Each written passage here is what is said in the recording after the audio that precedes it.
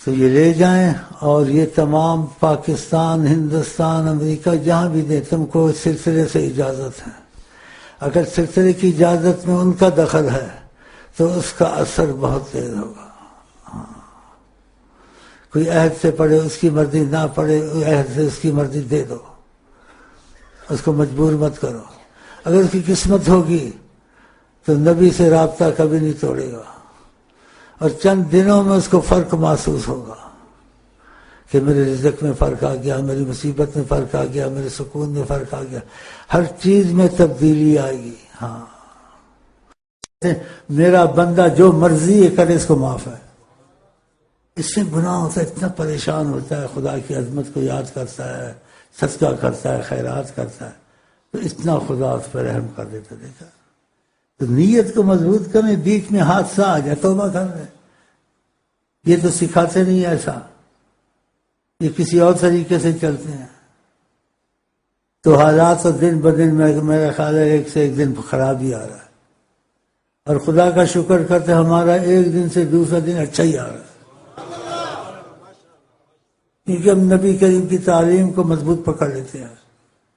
اور جنہوں نے یہاں پکڑا عیش عشرت میں، رزق بھی بہت ہے، محفوظ بھی ہے، بیماریاں بھی گھر سے چلی گئیں، جنات بھی چلے گئے، جادوگروں سے ان کی جان چھوٹ گئی، کیونکہ نبی کی یہ بات اٹل ہوتی ہے، ضمانت ہوتی ہے، شک والی نہیں ہوتی ہے۔ اسی میں تم کو یہ کہتا ہوں، کوشش کرو 5 نمازیں اور وظیفے نہ چھوٹے، وظیفے نہ چھوٹے، گناہ ہو فوراً توبہ کرو، اور نیت سے ایک پکی کہ خدا رسول سے نافرمانی باقی نہیں ہونا ہے، بس بیچ میں ہو جائے توبہ کر لو، وہ حادثہ ہو گیا، تم نے نیت تو نہیں رکھی ہے، لیکن شیطان نے تم کو بہکا دیا،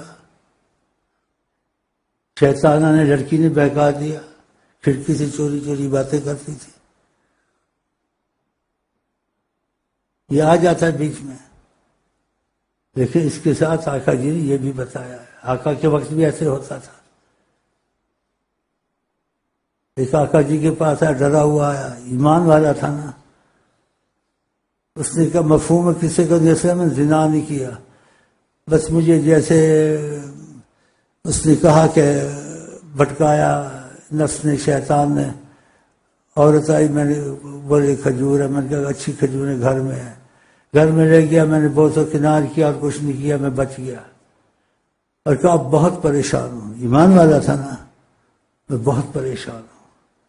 آپ نے کہا نماز پڑھی؟ نمازیں نہیں چھوڑی، کہا پڑھی، تو معاف ہو گیا،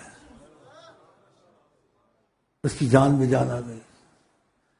یہ نمازیں معاف کرا دیتی ہیں بغیر توبہ بھی، کہ تم نے توبہ کیا پریشان ہوئے۔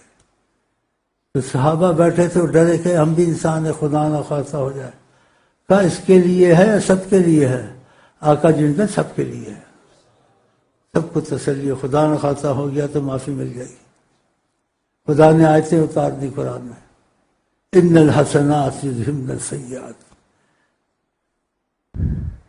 جس سے گناہ ہو جائے پھر نیکی کی طرف بھاگے، گناہ کو چھوڑ کے، خدا اس کے گناہ معاف کر دیتا۔ بھاگ آیا مطلب چھوڑو، ایسا غلط کام نہیں کرنا، تو یہ چلتا رہتا ہے، مرتے دم تک چلتا رہے گا یہ کام، لیکن تمہاری نیت ایمان والی ہو جائے، گناہ نہیں کرنا، ہو جائے تو ایمان والے، تو پچھتاتے ہو، روتے ہو، ایسے گناہ نیکی بن جاتے ہیں، سزا نہیں آتی۔ باقی خدا توفیق دے، تقدیر کی دعا یہاں سے لے جائیں، وہ بھی پڑھیں، اور بھائیوں کو بھی ان چیزوں کو سمجھائیں، لگائیں، تاکہ ان کے رزق بھی کھلیں، ان کی مصیبتیں بھی دور ہوں، ان کے گھر میں سکون نازل ہو۔ اس طریقے سے ہوگا جو طریقہ حضرت محمد مصطفیٰ کا۔